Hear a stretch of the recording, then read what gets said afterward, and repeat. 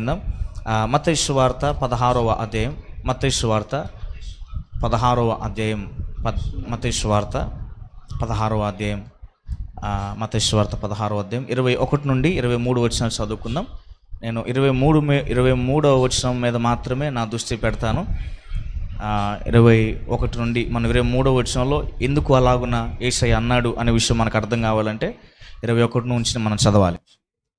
అప్పటి నుండి తాను యెరూషలేమునకు వెళ్ళి పెద్దల చేతను, ప్రధాన యాజకుల చేతను, శాస్త్రుల చేతను అనేక హింసలు పొంది చంపబడి 3వ దినమున లేచుట అత్యమని యేసు తన శిష్యులకు తెలియజేయ మొదలుపెట్టగా పేతురు ఆయన చేయబట్టుకొని, ప్రభువా, అది నీకు దూరమగును గాక, అది నీకు ఎన్నడూ కలుగుదని ఆయనను గద్దింపసాగాను. అయితే ఆయన పేతురు వైపు తిరిగి, సాతానా, నా వెనుకకు పొమ్ము, నీవు నాకు అభ్యంతర కారణమై ఉన్నావు. నీవు మనుషుల సంగతినే తలంచున్నావు కానీ దేవుని సంగతులను తలంపకి ఉన్నామని పేతురుతో చెప్పాను.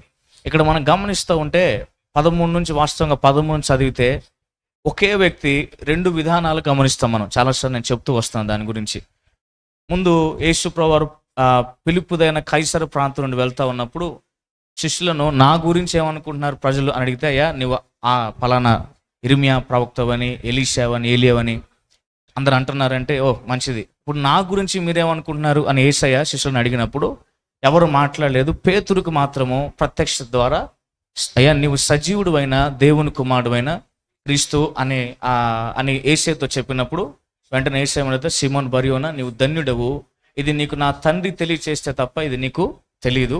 అయితే నీవు పేతురువు, ఈ బండ మీద నా సంఘాన్ని కడతావు అని యేసయ్య చెప్పాడు. తర్వాత మనం మనం చదువుకుంటూ వస్తే యేసు ప్రభు తన మరణాన్ని గురించి మాట్లాడుతూ తన మరణాన్ని గురించి చెప్తా ఉన్నప్పుడు పేతురు యేసయ్యను చూస్తూ యేసయ్య మరణాన్ని చెప్తా ఉన్నప్పుడు పేతురు యేసయ్య చేయబట్టుకుని, అయ్యా అది నీకు జరగకూడదు, అది నీ వద్ద నుండి పోవాలి అని అన్నప్పుడు వెంటనే యేసయ్య అన్న మాట చూడండి, పేతురుని చూసి, సైతానా, నా వెనుకకు పో అని, నువ్వు నాకు అభ్యంతరంగా ఉన్నావు అని అంటున్నాడు. అన్న తర్వాత ఏమన్నాడు తెలుసా, నువ్వు మనుషుల సంగతులనే ఆలోచన చేస్తున్నావు కానీ దేవుని సంగతుల గురించి నీవు ఆలోచన చేయట్లేదు. మన అనుదిన జీవితంలో మనం ఎలా ఎదుగుతూ ఉంటామో దాని ఎందే మన ఆలోచన పెట్టగలిగే వారికి ఉంటాం. లేదా మనం ఎదిగే విధానంలోనే మన ఆలోచన ఆధారపడి ఉంటుంది. మీకు అర్థం మాట్లాడుతుంది. సో అయితే మనం ఎలా ఎదగాలి? ఆత్మ సంబంధమైన వారిగా మనం ఎదగాలి. అది దేవుని ఉద్దేశం, అది దేవుని విధానం.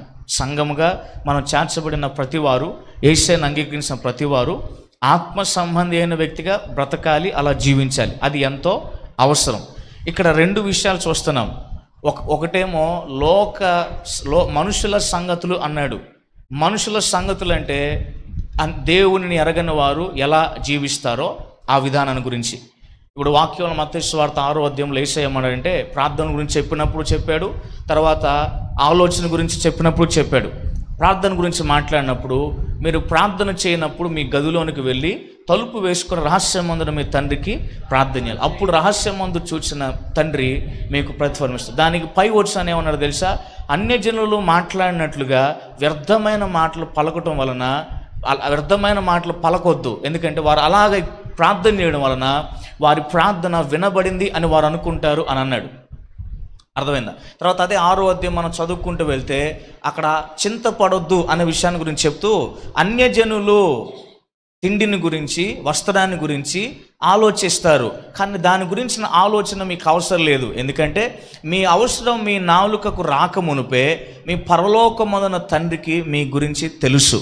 కనుక మీరేం చేయాలి? మీ అవసరం ఆయన ఎరిగినవాడు కనుక మీరు చేయాల్సిన పని ఏంటంటే ఆయన నీతిని, ఆయన రాజ్యాన్ని వెదకండి అన్నాడు. ఇప్పుడు మనుషులు అంటే అన్యజనులు అన్న విధానంలో, యేసయ్య అన్న విధానంలో, ఇప్పుడు మీరు దేవుని ప్రజలైన వారై అన్యజనుల్లాగా ఉండొద్దు. అంటే మనుషుల సంగతులు అని అంటే అర్థం ఏంటంటే అన్యజనులు ఏది ఆలోచన చేస్తారో అలాగున ఆలోచన చేయొద్దు అన్నాడు. ఇప్పుడు ప్రార్థన విషయంలో యేసయ్య అలా చెప్పాడు, అన్యజనుల్లాగా చేయొద్దని. అలాగే అన్యజనుల్లాగా కూడా మీరు చింత కలిగిన వారే ఉండొద్దు అని కూడా అన్నాడు. మీకు అర్థమవుతుంది కదా? ఇప్పుడు నా ప్రశ్న ఏంటంటే, మనము దేని యందు ఆలోచన గలవారమై ఉంటున్నాం? దేవుని సంగతులు ఎందా, లేకపోతే మనుషుల యొక్క సంగతులు ఎందా? మనుషుల సంగతులు యందు మనము ఆలోచన కలిగి ఉంటే అభ్యంతర కారణముగా మనము మిగిలిపోతాం. వాక్యం చెప్తుంది అభ్యంతరాలు వస్తాయి, అభ్యంతరాలు కలగక మానవు. అయితే వాక్యం చెప్తుంది, యేసు ఏం చెప్పాడంటే అభ్యంతరాలు వస్తాయి, అవి అవి తప్పకుండా వస్తాయి, రాకుండా మానవు. అయితే అభ్యంతరాలు ఎవడి వలన వస్తాయో వాడికి మాత్రం ఖచ్చితంగా శ్రమ. మనం ఎలా ఉంటున్నాం మరి? అభ్యంతర కారణమయ్యే వారిగా ఉంటున్నామా? అలా ఉంటే మనం దేని యందు మనసు కలిగి ఉన్నట్టు అర్థం? మానవుల సంగతుల మీద మనసు పెడుతున్నట్టు అర్థం. మనము దేవుని సంగతుల మీద ఆలోచన పెడితే మనం పైనున్న వాటి మీదే మనసు కలిగిన వారుగా ఉంటాం. ఆమె కొలస్సీ పత్రిక 3వ అధ్యాయంలో మనం చూస్తాం కదా, మన జీవము క్రీస్తుతో కూడా దాచిపెట్టబడి ఉన్నది కాబట్టి పైనున్న వాటిని వెతకండి కానీ భూ సంబంధమైన వాటి మీద మనసు పెట్టకుడి అని అన్నాడు. మీకు అర్థమవుతుందా? భూ సంబంధమైన వాటి మీద మనసు పెట్టకుడి అని అన్నాడు. సో అంటే మనం దేని యందు మనసు పెడుతున్నాం, దేని యందు ఆలోచన కలిగి ఉంటున్నాం అనేది ఎంతో అవసరం. ఆ ప్రశ్నలో మరొక విధానాన్ని ఆలోచన చేస్తే, ఈరోజు మనకు ఇంకా మనుషుల సంగతుల మీదే మనసు ఉన్నది కనుకే మనం దేవుడిచ్చే సమయాన్ని వ్యర్థపరుచుకునే వారికి ఉంటున్నాం. చాలామంది మన జీవితాల్లో ఉపయోగించుకునేవారు ఉపయోగించుకున్నారు, ఉపయోగించుకునేవారు ఉపయోగించుకోవట్లే. ఉపయోగించుకునేవారు వారి జీవితాలు దీవెనకరంగా ప్రభు చేస్తున్నాడు. మరి ఉపయోగించుకొని వారి సంగతి ఏంటి? అర్థమైంది నేను మాట్లాడేది? ఇంకా ఉదాహరణ గురించి గమనిస్తే మీరు ఒకసారి లోతు గురించి ఆలోచన చేయండి. అబ్రహామును బట్టి లోతు ఆశీర్వదించబడ్డాడు. లోతుని దేవుడు ఆశీర్వదించాలి. వాస్తవానికి అబ్రహామును బట్టి లోతు ఆశీర్వదించబడ్డాడు. వారు ఎదుగుతూ దేవుడు ఆశీర్వదిస్తున్నప్పుడు అన్నీ విస్తరిస్తూ వచ్చినాయి. పశు మందులన్నీ వర్ధిల్లుతూ వచ్చినప్పుడు ఒక సమయానికి వచ్చినప్పుడు అబ్రహాము యొక్క పశువులు కాపర్లకి లోతు యొక్క పశువుల కాపర్లకి వైరం వచ్చినప్పుడు ఈ విషయం అబ్రహాం దగ్గరికి వెళ్ళింది. వాస్తవంగా అబ్రహాము దేవునిని ఎరిగినవాడు, అబ్రహాము దేవుని ప్రత్యక్షత కలిగినవాడు, అబ్రహాము దేవుని ఎరిగిన వాడే, దేవుని మనసు కలిగిన వాడే ఉన్నాడు. ఇప్పుడు దైవ సంబంధమైన వ్యక్తి కనుక అబ్రహాము ఇప్పుడు వైరం వచ్చినప్పుడు లోతుతో, నాయన నువ్వు చూడు, నువ్వు ఉత్తరం వైపు వెళ్తే నేను దక్షిణం వైపు వెళ్తా, నువ్వు పడమర వెళ్తే నేను దక్షిణం వెళ్తా అని చెప్పాడు. నలుదిక్కుల గురించి చెప్పాడు. చెప్పినప్పుడు ఇప్పుడు ఆత్మ సంబంధమైన వ్యక్తి కనుక, అన్న నాకు ఎటు వెళ్ళాలో తెలియదు, వెళ్దామన్నా మంచిదే, అయితే నువ్వు ఎటువైపు చూపిస్తావో నేను అటు వెళ్తాను అని అబ్రహాముతో లోతు అని ఉంటే ఈరోజు లోతు భార్య ఉప్పు స్తంభం అయ్యి ఉండేది కాదేమో. అలాగే ఆ సొదొమ గుమ్రానికి వెళ్లకుండా ఉగ్రతలో వాడు పడకుండా తప్పించబడి ఉండేవారేమో కదా. వాక్యం అలా లేదు కానీ ఒకవేళ అలా అయితే జరిగి ఉండేదేమో. అవునా? అర్థమవుతుందా మీకు? సో అంత మాత్రం కాదు, వెళ్ళాడు లోతు, చూసుకొని వెళ్ళాడు, సొదొమ గుమ్రానికి వెళ్ళాడు. ఆ సొదొమ గుమ్రం పాడవుతుందని దేవుడు అబ్రహాంతో చెప్పినప్పుడు అబ్రహాం ఎలా ప్రార్థించాడో చూడండి. అంటే లోతుని గురించి అబ్రహాం ఏమనుకున్నాడు? ఇక్కడ ఉన్నప్పుడు నీతిమంతుడుగా ఉన్నాడు కనుక అక్కడికి వెళ్ళిన తర్వాత కూడా ఎవరినైనా మార్చాడేమో, ఎవరైనా దేవుని వైపు తిరిగారేమో అనుకొని, అయ్యా 50 మంది నీతిమంతులుంటే ఆ పట్టణాన్ని పాడు చేయకుండా ఆపుతావా? మీకు అర్థమైంది కదా. సో ఆత్మ సంబంధమైన వ్యక్తి ఎప్పుడు కూడా తన మనసులో నశించిపోకుండా కాపాడబడుట కొరకైన విధానములో తాను ఎప్పుడు ప్రార్థించే వ్యక్తిగా ఉంటాడు. నేను ఎప్పుడు ఒకటే అంటాను ఏంటంటే, దేవుని ప్రజలుగా దేవుని మనస్సును మనం తెలుసుకోవాలి. అది దేవుడు కోరుకుంటున్నాడు ఆయన మన విషయమై. మనం ఎందుకు సరైన విధానంలో మన ప్రార్థన శక్తివంతమైనదిగా బలమైనదిగా కొన్నిసార్లు ఉండలేకపోతుందంటే, ప్రార్థించినంత మటుకు ప్రార్థిస్తున్నాం కానీ అట్టి విధానంతో కూడిన ప్రభావాన్ని ఎందుకు చూడలేదంటే, మనము యేసయ్య యొక్క హృదయాన్ని ఎరుగని వారిగా చాలాసార్లు ప్రార్థిస్తున్నాం. యేసయ్య హృదయాన్ని ఎరిగి ప్రార్థించినప్పుడు గొప్ప ప్రభావాన్ని చూడగలుగుతాం. ఇంకో మాట చూడండి, లోతు తన ఆలోచనలో దేవుని తట్టు లేనివాడుగా, అక్కడ సరిగా లోతు గురించి స్పష్టంగా వివరాలకు లేవు కానీ ఒకవేళ లోతు ఆత్మ సంబంధమైన వ్యక్తి అయితే తన కుటుంబం కాపాడబడినట్లుగా ఎంతో జాగ్రత్త కలిగి, లేదా అసలు ముందు అక్కడికి వెళ్ళి ఆ పరిస్థితి అర్థమైన తర్వాత అసలు పూర్తిగా అక్కడి నుంచే బయటికి రావాలి. కానీ అక్కడే ఉండిపోయాడు. బయటికి రారా బాబు అని దేవుడు చెప్పినప్పుడు బయటకు వచ్చినా కానీ, వెనుకకు తిరగొద్దు అని దేవుడు ఖండితంగా ఆజ్ఞ ఇచ్చినా కానీ లోతు భార్య ఏం చేసింది? వెనక్కి తిరిగింది. ఏమైపోయింది? పుస్తకం అయిపోయింది. చూసారా? సో మనుష్యుల సంగతులు అంటే లోకములో ఉన్నవారు, మనుషుల సంగతుల గురించి మనం ఆలోచన చేస్తున్నప్పుడు లోకాన్ని ప్రేమించేవారుగా మనం మారుతాం. మొదటి యోహాను పత్రిక 2వ అధ్యాయం 15, 16, 17, 3 వచనాలు చూస్తే అక్కడ ఏం చెప్తుందంటే, లోకములో ఉన్నదంతయు శరీరాశ, నేత్రాశ, జీవపు డంబం, అవి తండ్రి వలన కలిగినవి కావు. తండ్రి వలన కలిగిన ఎవడైనా లోకం ప్రేమిస్తే తండ్రి ప్రేమ వానిలో ఉండదు. తర్వాత ఏమంటున్నాడు? లోకము దాని ఆశలు గతించిపోతాయి, అయితే తండ్రి చిత్తము నెరవేర్చేవాడు నిరంతరము నిలుచును. Praise the Lord. మనుషుల సంగతులను ఆలోచించినప్పుడు అంటే సాతానుడు చాలాసార్లు మనం ఆత్మీయంగా నిలబడకుండానట్లు మన మనుషుల సంగతుల పైన మనసు ఉంచడానికి మన మనసులను తిప్పుతూ ఉంటాడు. ఇంకో ఉదాహరణ నేను చెప్తాను. మీరు 2 రాజుల గ్రంథం 18వ అధ్యాయంలో మీరు చూస్తారు. చాలాసార్లు నేను తెలుసు మీకు అధ్యాయం, చాలాసార్లు విన్నారు కూడా.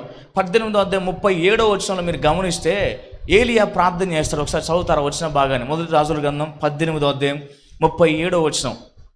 మొదటి రాజుల గ్రంథం 18వ అధ్యాయం 37వ వచనం.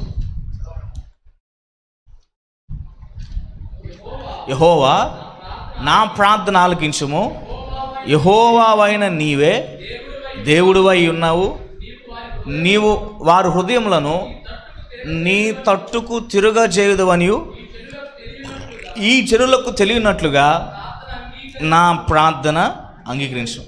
ఏలియా ప్రార్థించి దేవుడు జవాబు ఇవ్వనంత వరకు వారు హృదయము పూర్తిగా దేవుని తట్టు తిరగలేదు. అవునా కదా? వారికి తెలుసు అందుకే ఏలియా అంటాడు కదా 18వ అధ్యాయం 21వ వచనం అనుకుంటాను. అక్కడ అంటాడు, ఇజ్రాయిల్లారా మీరు బయలు దేవుడైతే బయలునే అనుసరించండి, యెహోవా దేవుడైతే యెహోవానే అనుసరించండి, మీరు ఎటువైపు తిరగకుండా 2 తలంపుల మధ్య ఎందుకు ఊగిసలాడుతున్నారు అని అన్నాడు.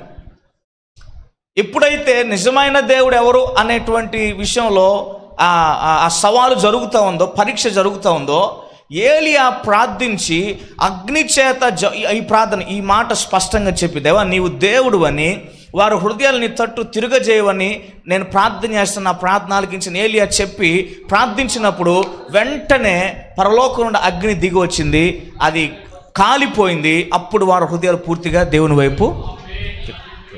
చూసారా? అంటే అప్పుడు వరకు వారి హృదయాలు ఎట్లా ఉన్నాయి, వారి మనసులు ఎట్లా ఉన్నాయి, వారు దేని ఆలోచన చేస్తున్నారు. ఈరోజు రాజీ పడటం ఎక్కువైపోయింది. పోయినసారి కూడా చెప్పినట్టున్నాను, పోయిన శుక్రవారం అనుకుంటాను. రాజీ తత్వం ఎక్కువైపోయింది. ఈరోజు ఎట్లా ఉందంటే, రక్షణ వాస్తవానికి మనం ఏమనుకోవాలి, లేదా మనకు ఉండవలసిన ఆశ ఏంటంటే, దేవుని ప్రజలుగా నేను రక్షించబడితే నా కుటుంబం అంతా రక్షించబడాలి. నా కుటుంబం అంతా రక్షణ పొందిన కుటుంబం అయితే ఇప్పుడు ప్రతి పరిశుద్ధ దినము నా కుటుంబంతో కలిసి నేను దేవుని సన్నిధికి వెళ్ళాలి. ఇది ప్రతి ఒక్కరి ఆలోచన, ఆశ ఉండాలి. వాక్యంలో అదే యెహోషువ అంటాడు, మీరు ఎవరిని సేవిస్తారో నాకు తెలియదు, కానీ నేను నా ఇంటి వారు యెహోవాను మాత్రమే సేవిస్తాం. Praise the lord. ఇది యెహోషువ చెప్పాడు ఈ మాట యెహోషువ గ్రంథంలో. యెహోషువ తన నోటి నుండి ఆ మాట చెప్తూ వచ్చాడు. ఈరోజు దేవుని ప్రజలు ఎట్లా ఉన్నారంటే, ఒకప్పుడు అందరు కలిసి వచ్చారు, కానీ ఈరోజు ఎట్లుంది తెలుసా? భర్త ప్రార్థనకి వెళ్తున్నాడు కదా, ఇంకా మనం ఏం పోతానని కొంతమంది ఆగిపోతున్నాం కదా. భార్య ప్రార్థనకు వస్తే ఆమె పోయింది, లేక మనం పోదాం ఎప్పుడుకో ఆచుకొని తెచ్చుకొని, ఎప్పుడో పనులు అన్నీ అయిపోయిన తర్వాత ఏముండదు, పని లేదు, పాట లేదు, అన్నీ అయిపోయిన తర్వాత ఇక సమయాన్ని చూసుకుని వెళ్దాంలే నిదానంగా కదా.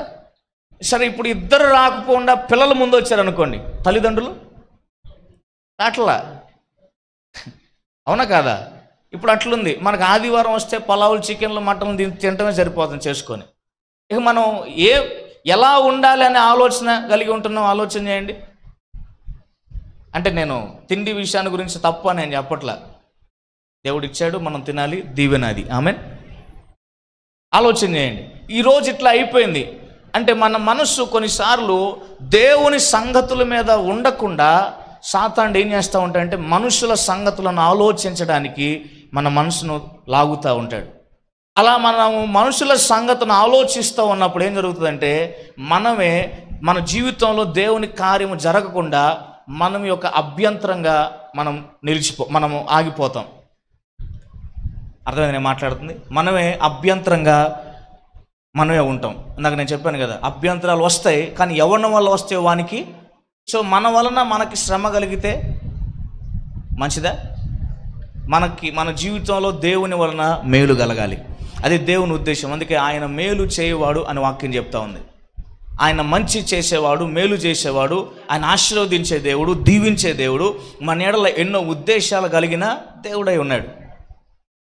సో ఆత్మ సంబంధమైన వ్యక్తులుగా మనం ఎదుగుతూ ఆత్మ సంబంధమైన వాటి యందు మనసు ఉంచేవారమై ఉండాలి. చూడండి ఒకసారి మొదటి కొరింథీ పత్రిక 3వ అధ్యాయంలో, మొదటి కొరింథీ పత్రిక 3వ అధ్యాయం ప్రారంభం నుంచి చదువుకుంటూ వస్తే ఇక్కడ ఇద్దరు మనుషులు అని కనపడతారు. ఇద్దరు మనుషులు.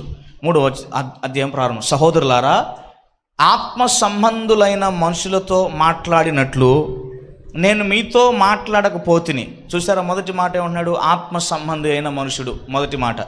తర్వాత చదువుకుంటూ వస్తే శరీర సంబంధులైన మనుషుల వలె అన్నాడు. రెండవ విషయం, అనియు క్రీస్తునందు పసిబిడ్డలే అనియు మీతో మాట్లాడవలసి వచ్చెను. అప్పటిలో మీకు బలము చాలకపోయినందున పాలతోనే మిమ్మల్ని పెంచితిని కానీ అన్నముతో మిమ్మలను పెంచలేదు. మీరింకను శరీర సంబంధులై ఉండుట వలన ఇప్పుడును మీరు బలహీనులై ఉన్నారు కారా? మీలో అసూయయు కలహము ఉండగా మీరు శరీర సంబంధులైన మనుషు రీతిగా నడుచుకునిచున్నారు కారా? చూడండి ఏమంటున్నాడు. ఇంకా చదువుకుంటూ వస్తే ఇంకా చాలా విషయాలు ఉంటాయి. అక్కడ ఏం జరిగిందంటే, ఆ మాట అనడానికి పౌలు గారు సంఘంలో అందరూ వచ్చినప్పుడు కొంతమంది గుంపులుగా అయ్యారు, వర్గాలుగా. ఎట్లా అంటే, నేను పౌలు వాడిని, పౌలే నాకు బాప్తిసం ఇచ్చాడు ఒకడు అంటాడు, అపోజిషన్ పౌలు. ఒకడేమో నాకు అపోలోనే బాప్తిసం ఇచ్చాడు, నేను అపోలో వాడిని, నేను పౌలు వాడిని, నేను ఆ వ్యక్తిని ఈ వ్యక్తి అని ఒకళ్ళొకరి మధ్య సంఘంలోని ఘర్షణలు వచ్చినాయి, తగాదులు వచ్చినాయి. అప్పుడు పౌలు గారికి ఈ విషయం తెలిసిన తర్వాత ఈ మాటలు చెప్తున్నాడు. నేను ఆత్మ సంబంధమైన వ్యక్తులుగా నేను మీతో మాట్లాడాలని ఎంతో ఆశపడ్డా, కానీ మీరు ఎట్లా ఉన్నారంట? శరీర సంబంధులైన మనుషుల్లాగే, పసిబిడ్డలాగే అన్నాడు. అంటే గమనించండి, ఇక్కడ శరీర సంబంధులైన మనుషుల్లాగే ఉన్నారు, పసిబిడ్డలాగే ఉన్నారు అంటున్నాడు. శరీర సంబంధి అని అంటే అర్థం ఏంటంటే, యేసుని ఎరిగిన వారమై ఎదగని వారు అని అర్థం. మరి ఆత్మ సంబంధమైన మనుషులు ఎవరు అంటే ఎదిగేవారు అని అర్థం. అందుకే ప్రారంభంలో నేను చెప్పింది, మనం ఎలా ఎదుగుతూ ఉంటామో దాని మీదే మనము మనస్సు గలవారిగా ఉంటాం, దానిని తలంచేవారిగా లేదా ఆలోచించేవారిగా ఉంటాం. అయితే ప్రశ్న ఏంటంటే, ఎలాగా మనము ఎదుగుతున్నాం? రెండో ప్రశ్న, దేని యందు ఆలోచన కలిగి ఉన్నాం మొదటిది. రెండోది, మనము దేని యందు మనం ఎలా ఎదుగుతున్నాము అనేది రెండో ప్రశ్న. ఆత్మ అయిన ప్రతి మనుషుడు, ఆత్మ సంబంధమైన ప్రతి మనుషుడు ఏం చేస్తాడంటే, దేవుని సంగతుల మీద మనసుంచే మనిషిగా ఉంటాడు. ఆమేన్. ఎప్పుడూ కూడా తను దేవుని సంగతులే ఆలోచన చేసేవాడిగా ఉంటాడు. ఎందుకు ఇలా జరుగుతుంది?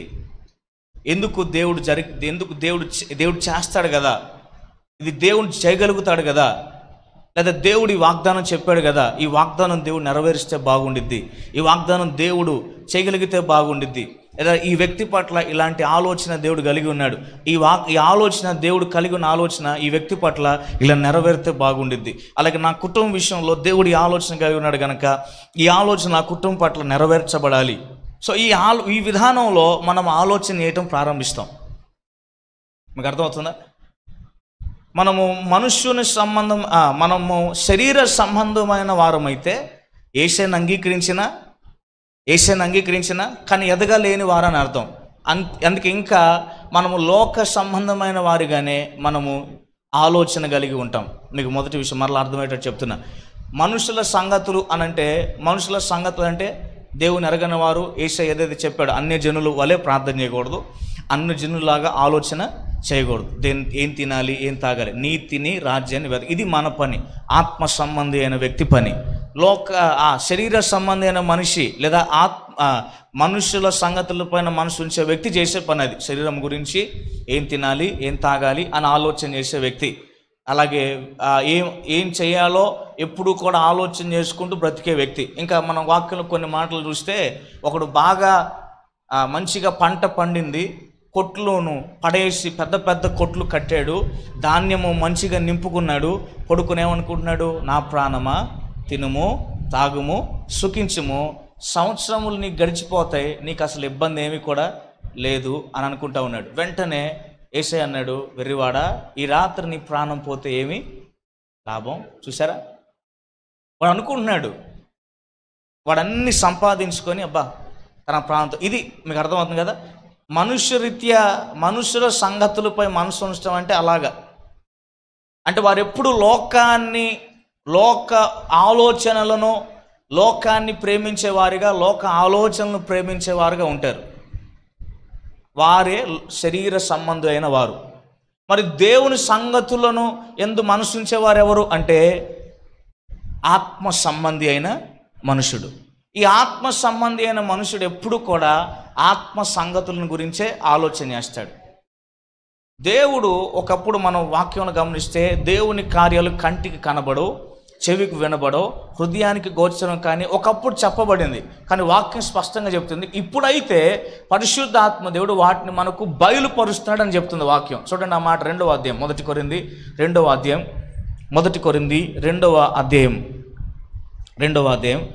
9 నుండి చదువుకుంటూ వద్దాం ఒకసారి. 9 నుండి, అదే 2వ అధ్యాయం 9 నుండి. ఇందును గురించి, దేవుడు తను ప్రేమించిన వారి కొరకు ఏమి సిద్ధపరచనో అవి కంటికి కనబడలేదు, చెవికి వినబడలేదు, మనుషుని హృదయం గోచరం కాలేదు అని రాయబడింది.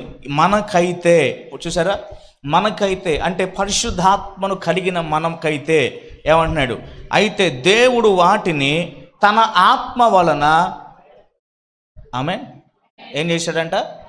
తన ఆత్మ వలన ఏం చేస్తున్నాడు?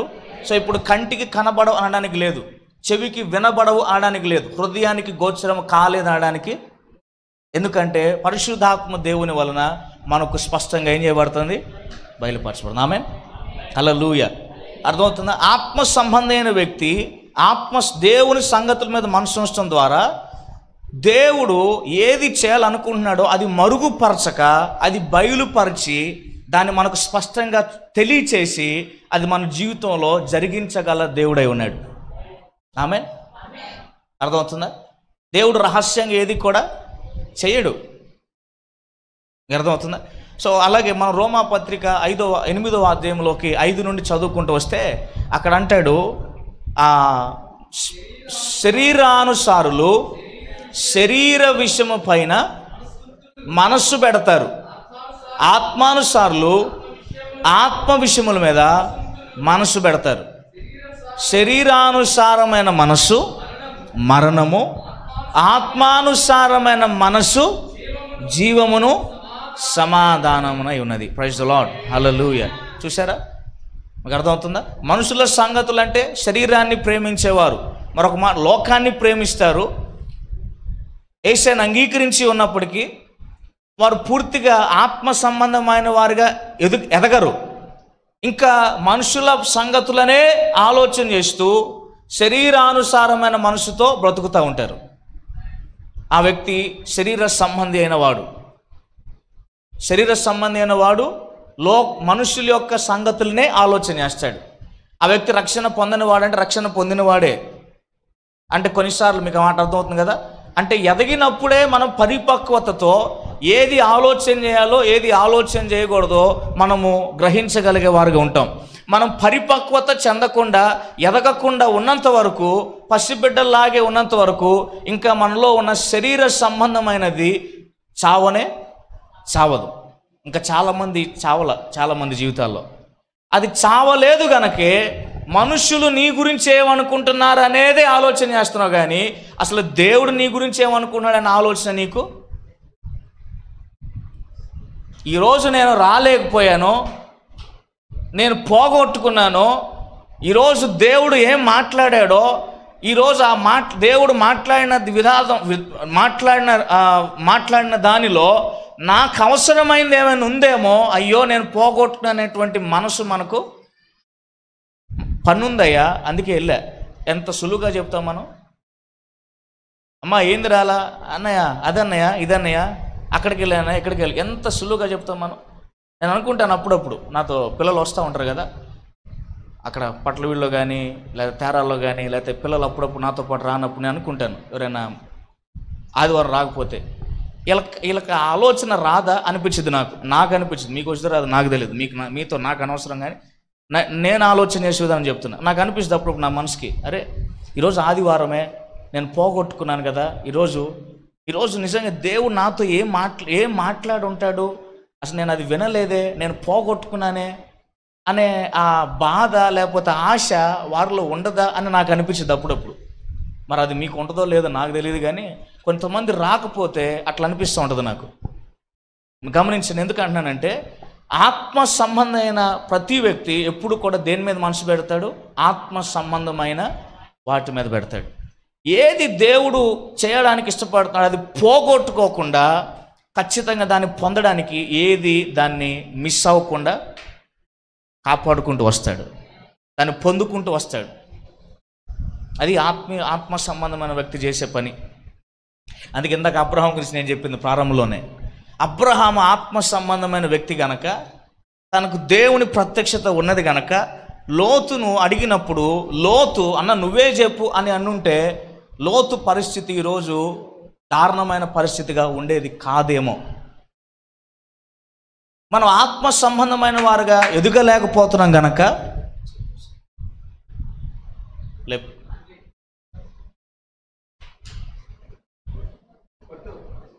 హల్లెలూయా, ప్రైజ్ ది లార్డ్, హల్లెలూయా చెప్దాం, హల్లెలూయా. సో మనం ఆత్మ సంబంధమైన వారుగా ఎదగలేకపోతున్నాం కనుకే ఇంకా మనం ఏం చేస్తామంటే ఇంకా ఎక్కడో ఒక చోట మనుషుల సంగతులను మనం ఆలోచన చేస్తున్నాం, మనుషుల సంగతులనే ఆలోచన చేస్తున్నాం. సరిగ్గా కూర్చోమా, సరిగ్గా కూర్చో.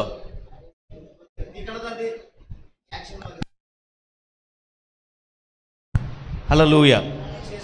మనుషుల సంగతులనే ఆలోచన చేసేవారుగా మారుతున్నాం. మనుషుల సంగతులను మనం ఆలోచన చేసినప్పుడు ఎలాంటి వ్యక్తి అవుతాడు? శరీర సంబంధి అయిన వాడు దేని మీద మనసు పెడతాడు? శరీర వాటి మీద. ఇప్పుడు వాక్యం అంటే శరీరానుసారమైన మనసు ఏమంటది? మరణం. మనలో దేవుని కార్యము జరగకపోవడానికి కారణం ఏంటంటే మనం ఇంకా శరీర సంబంధులమైన వారుగా ఉంటూ మనుషుల సంగతులనే ఆలోచన చేస్తున్నాం. అందుకే దైవ సేవకుడు ఎప్పుడు ఆత్మ సంబంధులుగా ఎదగాలని ప్రయత్నం చేస్తున్నాను నీ కొరకై. కానీ ఎప్పుడూ కూడా నీ ఆలోచనలో అంటే కొన్ని సందర్భాల్లో నువ్వు ఈ మనసు సరైన విధానంలో లేకుండా మనుషుల సంగతులపై ఉండుట ద్వారా దైవజనుడు ఎంత ప్రయత్నించినా నువ్వు దాన్ని గ్రహించలేకపోవడాన్ని బట్టి నువ్వేమైపోతుందంటే నువ్వు ఒక అభ్యంతర కారణంగా ఉండుట ద్వారా నువ్వు పోగొట్టుకుంటున్నావు. అలాగే వాక్యం చెప్తానంటే పాపము అనేది కూడా ఒక అడ్డు లాంటిది. అందుకే హెబ్రీ పత్రిక 12వ అధ్యాయము 1వ వచనం అంటాడు, ఇంత గొప్ప సాక్షి సమూహం మన చుట్టూ మేఘం వలె ఆవరించి ఉన్నందున మనము కూడా ప్రతి భారమును సులువుగా చిక్కులు పెట్టే పాప భారమును విడిచిపెట్టి అని వాక్యం చెప్తా ఉంది. అంటే పాపం ఏం చేస్తుందంట? చిక్కులు పెట్టదు, సులువుగా చిక్కులు పెట్టిద్దంట, సులువుగా. అలాగే యెషయా గ్రంథం 59వ అధ్యాయంలో అంటాడు, విననేరకున్నట్లు నా చెవులు మందం కాలేదు, సహాయము చేయకున్నట్టు నా హస్తము కొరచగాలేదు. మరి ఎందుకు ప్రార్థన వినబడటం లేదు? ఎందుకు దేవుడు చేయి చాచిన ఆ హస్తము చాచినది కనబడటం లేదు మనకనంటే అక్కడ అంటాడు, మన అతిక్రమములు మన పాపములు దేవునికి మనకు మధ్య ఎట్లా ఉన్నాయి? అడ్డుగా ఉన్నాయి అంటాడు. చూసారా? మనుషుల సంగతులు దేవుని సంగతులు. మనుషుల సంగతులపై మనసు ఉంచినప్పుడు ఆలోచించినప్పుడు అభ్యంతర కారణం అన్నాడు దేవుడు. కానీ మనం ఏం ఆలోచించాలి? దేవుని సంగతుల గురించి ఆలోచించాలి. ఈ ఉపవాస ప్రార్థనలు ఎందుకు పనిలేక పెట్టలా? మరలా తిరిగి మన మనసు నూతనమైనదే. ఈ సంవత్సరం అంతా మరలా ఏది దేవుడు చేయాలనుకున్నాడో దేవుని సంగతులు మరలా పదే మనం తలంచడానికే దేవుడు ఈ ఉపవాస ప్రార్థన మనకి ఇచ్చాడు. ప్రైజ్ ది లార్డ్, హల్లెలూయా. దేవుని మనస్సును కలిగి దేవుని ఆలోచనలు ఆలోచిస్తూ ఆయన ఏది చేయాలనుకుంటున్నాడో అది మన జీవితంలో సంపూర్ణముగా నెరవేర్చబడుట కొరకై దేవుడి ఉపవాస దినాలు మనకు ఇచ్చాడు. మనం తిప్పబడాలి, మనము మార్చబడాలి. మన హృదయం ఎటువైపు తిప్పబడుతుంది. ఇందాక నేను చెప్పాను కదా ఏలియాని గురించి. ఎలీషా ఆ ప్రార్థన చేయనంత వరకు వారి హృదయము దేవుని తట్టు తిరగలేదు. వారు అప్పుడు వరకు ఇంకా వారు వారు వారు ఎటువైపు వెళ్ళాలో అర్థం కాని వారిగా, రాజీ పడే విధానం ఆపేయాలి, సఖీ పడే జీవితాన్ని మనం విడిచిపెట్టాలి. మనము దాని గురించి షడ్రక్ మేషక్ అబేద్నెగో గురించి స్పష్టంగా చూస్తాం, దానియేలు గురించి స్పష్టంగా చూస్తాం. వారు ప్రతిమ నిలబెట్టి ఏం చేయరు, నువ్వు ఆరాధించిన వాడు అగ్నిగుండంలో వేయబడినని చెప్పారు. నువ్వేమేం చేసుకో రాజా, మేము సేవించే దేవుడు మమ్ములను రక్షించగలవాడు, రక్షించకపోయినా మాకు పర్వాలా, కానీ మాకు తెలుసు మా దేవుడు రక్షిస్తాడని. వారు అట్లా వెళ్ళారో మరలా అలాగే వారు వెళ్ళారు. చూస్తున్నారు రాజుకు మధ్యలో 3 వెళ్ళారా 4 వెళ్ళారా అనుకుంటున్నాడు. ఇంకా అద్భుతమైన విషయం, 3 అంతలు అగ్ని 7 అంతలు చేశారు. పడేయడానికి వెళ్ళిన వాళ్ళు చచ్చిపోయారు ఆ సెగకి, కానీ వెళ్ళిన వారు అలాగే బయటకు వచ్చారు. కానీ చూస్తున్నప్పుడు మధ్యలో ఒక వ్యక్తి కనపడుతున్నాడు. రాజు చూస్తున్నాడు, చాలాసేపు అవుతుంది, తిరుగుతానే ఉన్నారు కానీ అరుపు లేదు. అసలు వీళ్ళు ఉన్నారా చచ్చిపోయారు, కానీ రాజుకి అది కనపడతానే ఉంది. వీరు 3 ఉన్నారు, వారి మధ్యలో ఒక వ్యక్తి ఉన్నాడని పిలిచాడు. నాయన బయటికి రండి. బయటకు వచ్చారు. వాళ్ళు ఎట్లా వెళ్ళారో అలాగే వచ్చారు. ప్రజలు మీదపడి వాసన వస్తాను, ఎడన కాలిందా ఎడన కాలిందా ఎడన ఏమి కాళ్ళ. వెంటనే రాజు ఏం చేశాడు తెలుసా, ఒక ప్రకటన చేశాడు. ఎవరైతే షడ్రక్ మేషక్ అబేద్నెగోలు ఏ దేవుని సేవిస్తున్నారో ఈ రాజ్యం అంతటా వారి దేవుని సేవించాలని. ప్రైజ్ ది లార్డ్, హల్లెలూయా. చూసారా, వారు సఖీపడలా, నువ్వు ఏదైనా చేసుకో మమ్మల్ని, కానీ ఈ ప్రతిమకు మాత్రం మేము మా మోకాలు లేయో, మొక్కను కూడా మొక్కం. రాజా నువ్వేమేం చేసుకో. దానియేలు సింహాల బోన్లో వేయబడ్డాడు. అప్పటికి యవన కాలం కాదు, దానియేలు దాదాపు 80-90 సంవత్సరాలు కలిగిన వాడు, ముసలివాడు. యవన కాలం నుండే పవిత్రతతో జీవిస్తూ వచ్చాడు. ముసలివా అప్పటికి తన దేవుని ఎడల కలిగిన భయభక్తులైన విధానాన్ని బట్టి, యథార్థతను బట్టి, భక్తిని బట్టి 6 రాజు కింద దానియేలు పనిచేసిన అన్య రాజ్యంలో ఉన్న దేవుడు మంచి జ్ఞానాన్ని ఇచ్చి ఉన్నతమైన వ్యక్తిగా, ఆ అధికారులలో ఒక ఉన్నతమైన అధికారిగా దానియేలు దేవుడు దీవించాడు, ఆశీర్వదించాడు. అక్కడ దానియేలు గురించి చెప్తూ మాట ఏంటంటే అతి శ్రేష్టమైన బుద్ధి గలవాడు అని దానియేలు గురించి రాయబడింది. నింద మోపాలి, ముసలివాడైనప్పుడు కూడా విడిచిపెట్టలా జనాలు. చూసారా, దాదాపుగా ఎట్లాగైనా దానియేలు మీద తప్పు ఎక్కడ దొరకలా. మరలా అయ్యా రాజా నీ ప్రతిమ ఒకటి నిలబెట్టు, దానికి మొక్కాల. ఎవడైతే మొక్కడో వాడు సింహాల బోనులో వేయాలి. రాజు ఓకే అన్నాడు, ముద్ర వేసాడు. దానియేలు సంగతి మర్చిపోయి, ఆల్రెడీ దానియేలు సంగతి రాజుకు తెలుసు. దానియేలు సంగతి మర్చిపోయాడు. వీరు మంచి మాటలు చెప్పి ఉబ్బింపజేసరికి రాజు ఉబ్బిపోయాడు. దానియేలు సంగతి మర్చిపోయాడు, సంతకం పెట్టాడు. ఇక ఆ సంతకం తీసేయడానికి అధికారం లేదు. ఏం చేయాలో అర్థం కాల. సింహాల బోన్లో దానియేలు వేసాడు. కానీ అద్భుతమైన విషయం తెలుసా, రాజుకి నిద్ర పట్ల రాత్రి. రాజు కలవరపడతా ఉన్నాడు, ఏమైందో, దానియేలు ఉన్నాడా చచ్చిపోయాడు అనుకుంటున్నాడు. తెల్లారుతుంది. రాజు పరిగెత్తు సింహాల బోన్ దగ్గరికి వెళ్ళి ఏమన్నా తెలుసా, దానియేలు, జీవం గల దేవుని సేవకుని దానియేలు, నీ దేవుడిని రక్షించాడా అని పిలిచాడు. చూసారా, ప్రైజ్ ది లార్డ్, హల్లెలూయా. జీవము గల దేవుని సేవకుడు అయిన దానియేలు, నీ దేవుడిని రక్షించాడా? ఓ రాజా, చిరంజీవి అవును కాక నేను బ్రతికే ఉన్నాడు దానియేలు. Praise the lord. సింహాల బోనులో వేయడానికి శాసనం చేయబడిన, అగ్నిగుండంలో వేయబడడానికి శాసనం చేయబడి వారు వెళ్ళినా కానీ వారు రాజీ పడల.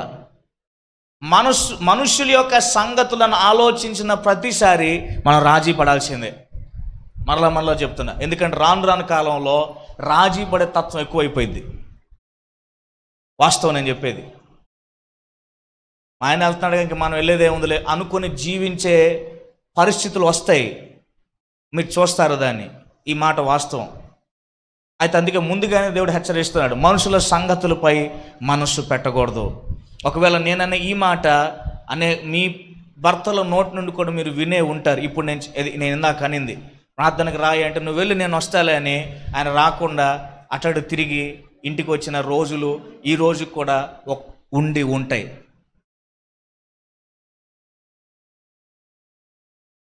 ఉన్నాయా లేవా? మీకే తెలుసు అది. సో ఆలోచన చేయండి. రాజీ పడే దినాలు వస్తాయి. రాజీ పడే విధానం సఖీ పడే విధానం వస్తాయి. ఎందుకు సఖీ పడతాం? నేను ఒక మాట అంటాను చూడండి. ఒకసారి రాజీ పడితే మరలా రాజీ పడాల్సిందే. నువ్వు ఇదొక్కసారే చెయ్యి అంటాడు. ఒకసారి చేస్తావు, అలా ఒకసారి అయిపోయింది.